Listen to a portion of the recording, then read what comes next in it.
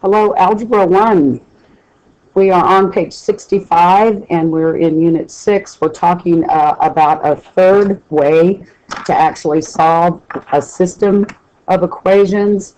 We talked in 6a, we did it by graphing to see where the lines intersect. 6b, we substituted one variable for the other. And 6c, we're going to learn a third way. Sometimes substitution gets to be pretty ugly because of fractions or just substitution that looks like a really complicated equation. So we always want to have the easiest way possible, and sometimes it's solving systems by elimination, which is what we're doing in this section. So the steps are listed, and I'm not going to read those for you, and I think they'll make more sense after we actually work some problems together. So I do want to point out, though, that it says write each equation in standard form. Most all of these examples are already given to you in standard form, except I will point out something on number 2, example number 2, when we get there. So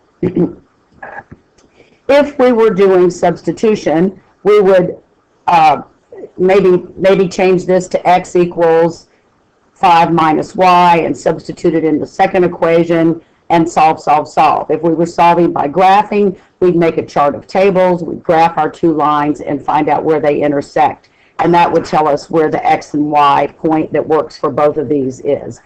To solve by combining, elimination they call it, combining, we are going to add the equations together.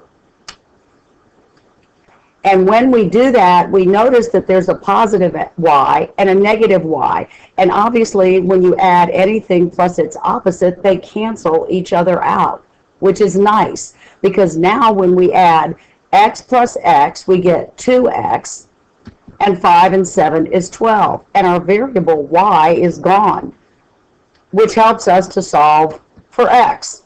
So x is equal to 6. So we know in our ordered pair that we're looking for our answer. We know that our x is going to be 6. To find the y, we pick either one of these equations, and it doesn't really matter. I'll just take the first one, x plus y equals 5. I'll plug in 6 for x, solve for y, and I get y equals minus 1. To check it, I'm going to go back and go to the equation that I didn't use in my substitution here. So that one is x minus y equals 7. I think x is 6, and I think y is a minus 1. Does that really give me 7? Well, yeah, it does. It turns that minus and minus makes positive, and we end up with a pretty good amount of confidence that we've got the right answer. So this is the solution of these two equations solved together. So there's 3 ways to work it. Probably a good review at some point before we finish this unit is that you take 2 equations and you solve them using all 3 methods. That would actually be a pretty good test question. Let's look at the second one. This is the one where I wanted to point out about the standard form requirement up in the steps.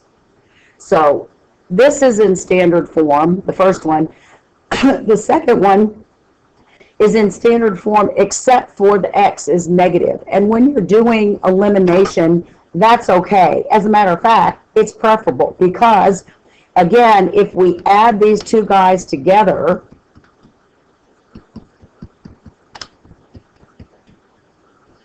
those cancel.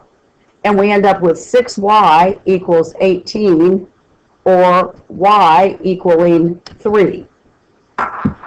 So again, in my ordered pair of my solution, I think that y is 3. I'm looking for the x. So I'm just going to pick this first equation. X plus 4y is equal to 14. I'm going to solve for x. So that becomes x, that's minus 12 minus 12, x is equal to 2, I think. One more way, I'm going to prove it. I'm going to use this equation that I didn't use in finding x over here. and I'm going to plug in what I think X and Y are to make this a true statement. So I think X is 2, and I think Y is 3.